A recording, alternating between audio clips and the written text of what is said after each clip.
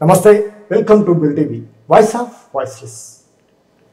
Nalgonda parliament ఒక చారిత్రాత్మకమైనటువంటి స్థానం. ఇక్కడ అనేక మంది ప్రముఖులు ఎన్నికైనటువంటి స్థానం నల్గొండ పార్లమెంటు. అటువంటి స్థానంలో కీలకమైనటువంటి బహుజన వాదంతో ముందుకు వెళుతూ సుదీర్ఘకాలంగా భారతదేశ వ్యాప్తంగా అనేక రాజకీయ పరిణామాలకు వేదికైనటువంటి బీఎస్పీ నుంచి ఒక కీలకమైనటువంటి నాయకుడు. అనూహ్యంగా దాదాపు ఎస్సీ ఎస్టీ బీసీలు చేస్తూ ఉంటారు, కానీ నాగార్జున సాగర్లో ఒక కీలక నాయకుడిగా సంచలనాత్మకమైనటువంటి ఒక లీడర్గా గుర్తింపు పొందినటువంటి విరిగినేని అంజయ్య ఎవరు కూడా ఊహించని విధంగా ఆయన తెరపైకి వచ్చి ఇప్పుడు పార్లమెంటు బరిలో నిలబడుతున్నారు. అసలు ఆయన ఎందుకు బీఎస్పీ నుంచి పోటీ చేయాలనుకుంటున్నారు, అసలు బీఎస్పీకి ఉన్నటువంటి నేపథ్యం ఏంది, ఈ నియోజకవర్గంలో అది సాధ్యమవుతుందా కాదా అనేది మనము ఆయననే అడిగి తెలుసుకునే ప్రయత్నం చేద్దాం. నమస్తే అండి. నమస్తే. నమస్తే. మీరు బీఆర్ఎస్లో కీలకమైనటువంటి నాయకులు. అవును. అనూహ్యంగా మీరు బీఆర్ఎస్కు రాజీనామా చేసి ఎందుకు బీఎస్పీలో చేరినట్టు? నేను స్వయంగా కూడా భూస్వాములకి వ్యతిరేకంగా ఉండేటువంటి మనస్తత్వం నాకు మొదటి నుంచి కూడా ఉన్నది. ఓకే. నేను 1978లో ఇక్కడ శాసనసభ్యత్వానికి మన బడుగు బలహీన వర్గాల నిమ్మలరాములు గారు చలకుర్తి నియోజకవర్గం నుంచి పోటీ చేసే టైంలో ఇక్కడ ఉన్నటువంటి భూస్వాములు ఆయన్ని గ్రామాలలో తిరగనీయం అనే ఒక ఆలోచనతో భూస్వాములందరూ కూడా ఏకమై ఆ రోజున ఆయనని ఓడించడానికి ప్రయత్నం చేసే సమయంలో ఒక బలహీన వర్గాల వ్యక్తిని ఓడించాలని ఇంతమంది భూస్వాములు జతకట్టిండ్రు. మరి మనలాంటి యువకులు, నాకు కూడా ఆ రోజు 78 అంటే నేను చదువుకునే రోజులు, ఆయనకి అండగా నిలబడాలి అనే ఒక ఆలోచనతో నిమ్మలరాములు గారితో ప్రయాణం చేయడం జరిగింది. ఆ రోజు నిమ్మలరాములు గారితో ప్రయాణంతో 78 వరకు, తర్వాత 83లో కూడా నిమ్మలరాములు గారు అమ్మటే నేను నా ప్రయాణం కొనసాగింది.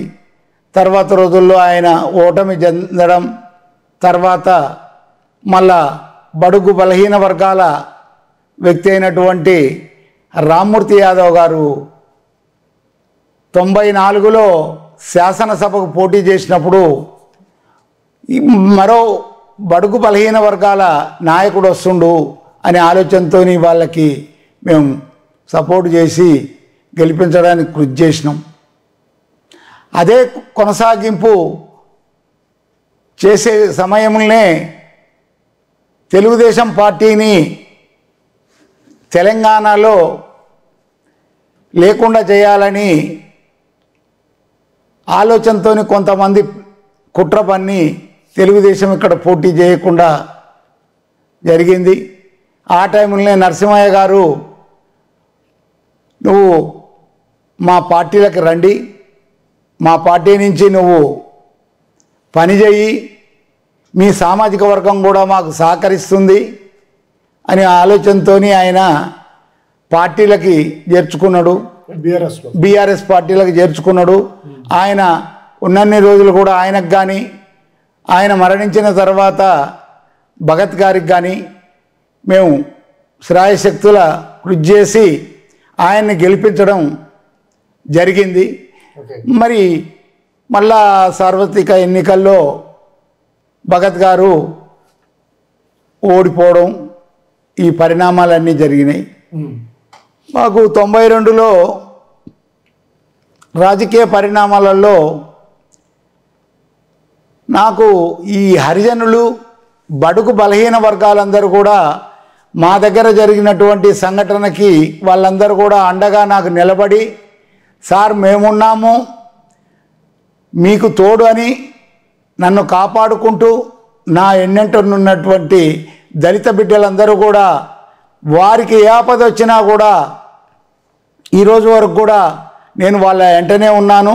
వారందరూ కూడా ఈరోజు నన్ను, మేము ఈ భూస్వాములు మరలా తిరిగి ఇవాళ భూస్వాముల వద్దే పోటీ చేసే పరిస్థితి వచ్చింది. ఎందుకంటే ఈ నాగార్జున సాగర్ కానీ ఇక్కడ కానీ నల్గొండ పార్లమెంట్లో కానీ ఎంతోమంది విప్లవ భావాలు గల్లోళ్ళు పార్లమెంటుకు పోటీ చేసిండ్రు. కానీ ఇప్పుడు వచ్చే వరకు కేవలం ఎంత డబ్బు ఉంది, డబ్బున్నోళ్ళే పోటీ చేయాలని నిబంధనకు వచ్చింది. అంటే చట్టంలో లేకపోయినా చట్టాన్ని తయారు చేసుకొని 100 కోట్లు ఉన్నాయా 50 కోట్లు ఉన్నాయా అనే ఆలోచనతోనే వాళ్ళు పోటీ నిలబడుతుండ్రు. అదేవిధంగా ప్రజాస్వామ్య పరిరక్షణ చేయాలంటే ఖచ్చితంగా పేదలు ఈ యొక్క ఎన్నికల్లో పోటీ చేసి నిస్వార్థంగా ప్రజాసేవ చేయాలనే ఒక ఆలోచనతోనే నేను పేదవాడిగానే మీ ముందుకు వస్తున్నాను. నేను బడుగు బలహీన వర్గాలు దళితులు అందరూ కూడా నాకు మద్దతు ఇచ్చి నన్ను అత్యధికంగా మీరందరూ కూడా సహకరించాలని నేను కోరుకుంటున్నాను. ఓకే, దాదాపు బీఆర్ఎస్ను వీడుతున్నటువంటి వారంతా కాంగ్రెస్ పార్టీలో చేరుతా ఉన్నారు, అధికారంలో ఉంది కాబట్టి. మరి మీరు ఇటువైపు ప్రయాణం చేయడానికి కారణం ఏంటి? అంటే ఈరోజు అధికారం లేకపోతే మనం జీవించలేమనే ఒక ఆలోచనతో బీఆర్ఎస్ అధికారం ఉన్నన్ని రోజులు కూడా బీఆర్ఎస్లనే ఉండి బీఆర్ఎస్ అధికారం పోయే వరకు అందరూ అధికారం ఏ పార్టీకి ఉంది, ఇటు బీజేపీకి ఉందా కేంద్రంలో, రాష్ట్రంలో కాంగ్రెస్కి ఉంది కాబట్టి వాళ్ళందరూ కూడా ఏదో అధికార అండ కోసం వాళ్ళందరూ చేరుతుండ్రు.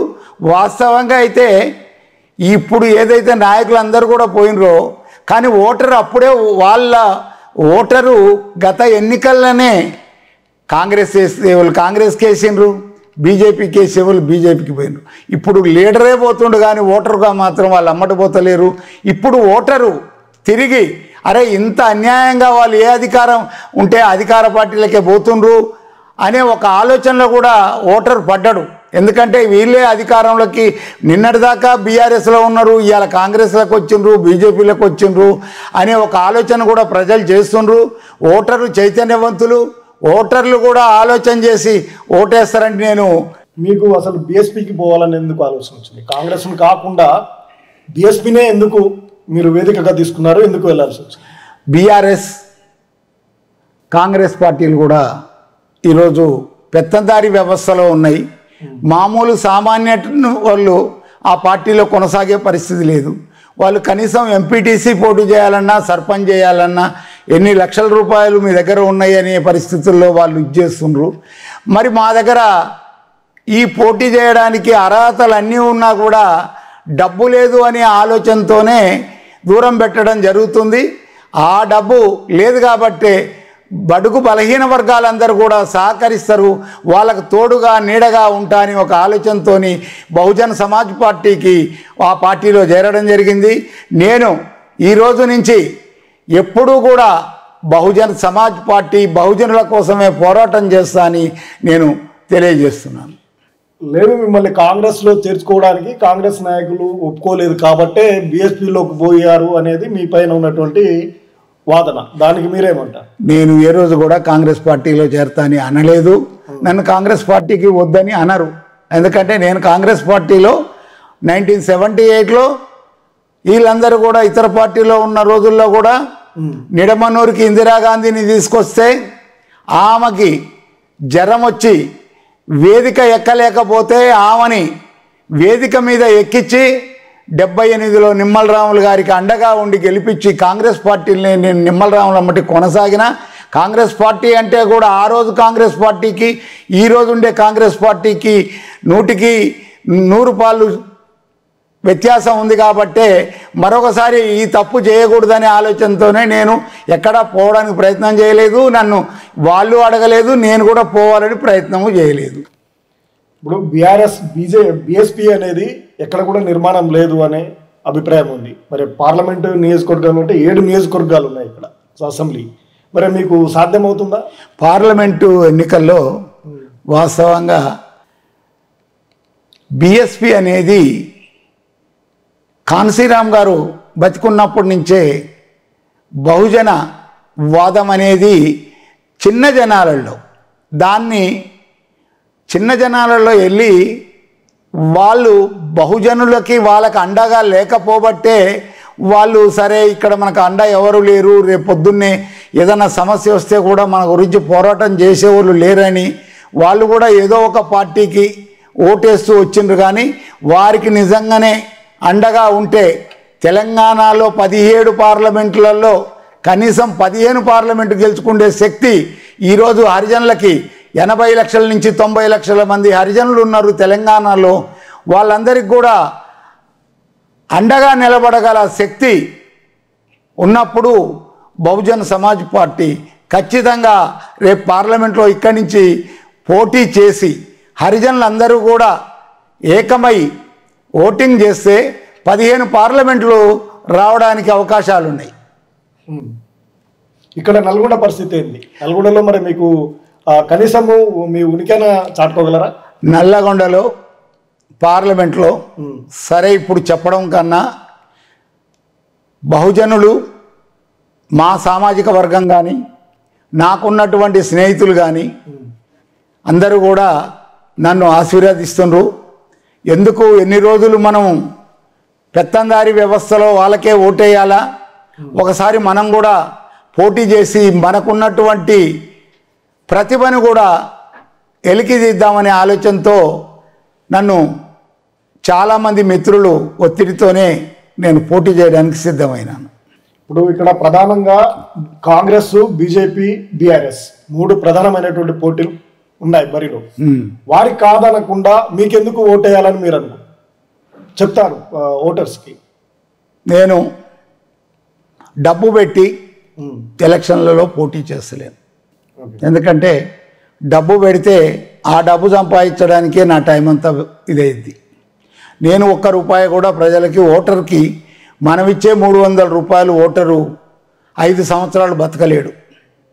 300 రూపాయల కోసం ప్రజాస్వామ్యాన్ని అమ్ముకొని ఆ 300కే భూస్వాములకు ఓట్లేస్తే మామూలు సేవ చేసేవానికి ప్రతినిత్యం ప్రజల్లో ఉండే వాళ్ళకు ఓటేయాలా? ఇప్పుడు నేను ఒకరిని అనడం కాదు, ప్రజాసేవలో నిమగ్నమై ఉన్నటువంటి వ్యక్తులని వారు ఎవరైనా సరే, ఏ పార్టీ వారైనా సరే వాళ్ళనే ఎన్నుకుంటే చాలా బాగుంటుందని నా యొక్క ఆలోచన. కాంగ్రెస్ పార్టీ బలంగా ఉంది. మీ నియోజకవర్గానికి చెందినటువంటి జానారెడ్డి తనయుడు ఉన్నటువంటి రఘువీరారెడ్డి కాంగ్రెస్ నుంచి ఉన్నారు. బీఆర్ఎస్ నుంచి నల్గొండ నుంచి మాజీ ఎమ్మెల్యే సోదరుడు ఉన్నాడు.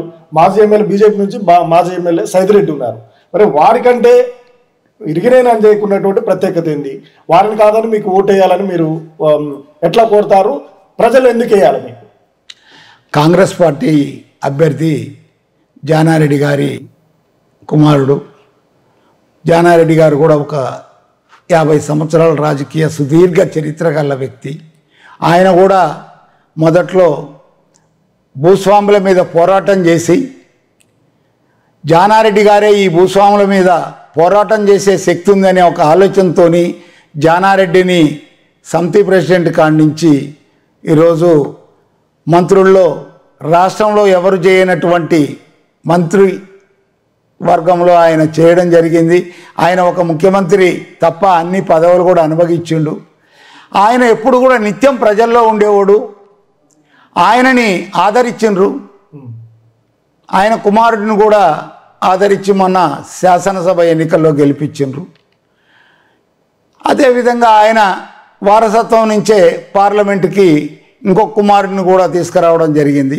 అది ప్రజలు ఏ తీర్పు ఇచ్చినా కూడా శిరసావహించాల్సిన అవసరం ఉంది.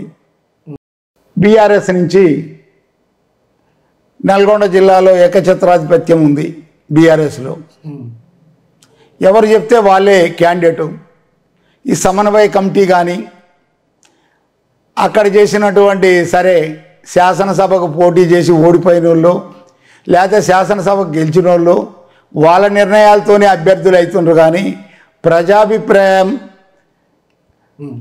ద్వితీయ నాయకత్వాన్ని కానీ ఎక్కడా కూడా ఏమిటి మీ పరిస్థితి, అభ్యర్థి ఎవరైతే బాగుంటుందని అడిగిన పాపం లేదు. ఆ కోవలనే ఈరోజు బీఆర్ఎస్లో రెండో క్యాడర్ అందరూ కూడా బీఆర్ఎస్కి వ్యతిరేకం చేయడానికి సిద్ధంగా ఉన్నారు. బీజేపీ అభ్యర్థి నిన్నటిదాకా ఆయన కూడా హుజూర్నగర్ నియోజకవర్గంలో ఒక శాసనసభ్యుడిగా ఉండి ఆయన కూడా ఓటమి పాలైండు. ఆయన శాసనసభకే ప్రజలు నువ్వు పనికిరావు అని ఒక 50,000 ఓట్ల ఓటమి 50,000తో ఓటమి చెందడం జరిగింది. మళ్ళీ ఈరోజు పార్లమెంట్కి ఆయనకి ఏ విధంగా ఓట్లు వేస్తారు? ఇప్పుడు నీకు బీఆర్ఎస్ పార్టీలనే నిన్ను ప్రజలు చిత్కరించిండ్రు, నువ్వు అవసరం లేదు, నువ్వు పనికిరావు, మా నియోజకవర్గానికి శాసనసభ్యుడు కానీ ఇచ్చిండ్రు. మళ్ళీ నేను పార్లమెంట్కి పనికి వస్తా అంటే ముందు నియోజకవర్గంలో చేయలేని ఆయన కదా, మరి రేపు పార్లమెంట్కి ఏమి చేస్తారు ఆయనకి? ఓకే, మరి ఇరిగిన నంజయ్యకు బహుజనవాదము వాళ్ళు ఎందుకు వేయాలా? నేను ప్రత్యేకత ఏంటి? నేను ప్రజల్లో ఉంటాను, ప్రజలతో సంబంధాలు ఉన్నాయి, నేను మొదటి నుంచి కూడా ప్రజాసేవ చేసిన, నేను బడుగు బలహీన వర్గాల మధ్య ఉన్నా కాబట్టి వాళ్ళు నా మీద విశ్వాసం ఉంచి నాకు ఓటేస్తారని నమ్మకం నాకుంది. చివరిగా మీరు బెల్టీ తరపు నుంచి ఈ నియోజకవర్గ ప్రజలకు, నల్గొండ పార్లమెంటు నియోజకవర్గంలో ఉన్నటువంటి ప్రజలకి మీరు ఇచ్చే సందేశం ఏంది? మీకెందుకు ఓటు వేయాలి? ఇక్కడ ఉన్నటువంటి పరిస్థితులు ఏంటి? రాజకీయ పరిస్థితులు ఏంది? బీఎస్పీకి ఎందుకు వేయాలని మీరు చెప్తారు? నాకు ఓటు ఎందుకు వేయాలనేది, ఇప్పుడు నేను ప్రజలతో సంబంధాలు పెట్టుకొని ప్రజాసేవకి ప్రతిరోజు నిత్యం ప్రజలనే ఉంటా. నాకేమీ ఎక్కడో కూర్చోవాల్సినంత అవసరం లేదు. ప్రతినిత్యం ప్రజలతో సంబంధాలు ఉన్నాయి. ఈ రోజు వరకు కూడా నేను సర్పంచ్గా చేసిన, కోఆపరేటివ్ బ్యాంక్ చైర్మన్ చేసిన కూడా ప్రజలతోనే సంబంధాలు ఉన్నాయి. అదే ప్రజాసేవలో నేను కొనసాగుతా. నాకు ఓటేస్తే నేను మీ సేవకి 365 రోజులు మీకు అందుబాటులో ఉంటా. నాకు ఓటేయమని ఆశిస్తున్నాను ప్రజల్ని. ఓకే, థ్యాంక్ యూ సంజయ్ గారు. నమస్తే. విన్నారు కదా ఆయన మనోగతాన్ని. బీఆర్ఎస్ పార్టీని వీడి ఇక్కడ ఉన్నటువంటి బహుజనవాదానికి బలాన్ని చేకూరుస్తూ ఇక్కడ ఉన్నటువంటి బహుజనులు, ఆయన నిత్యం కూడా బహుజనులతోటే ఉన్నటువంటి నేపథ్యంలో వారంతా కూడా తమకు ఓటు వేసి గెలిపిస్తారనే విశ్వాసంతో బీఎస్పీ నుంచి పోటీ చేస్తున్నట్లు ఆయన చెప్తా ఉన్నారు. మరిన్ని అప్డేట్ కోసం చూస్తూనే ఉండండి bill TV, voice of voiceless. నమస్తే.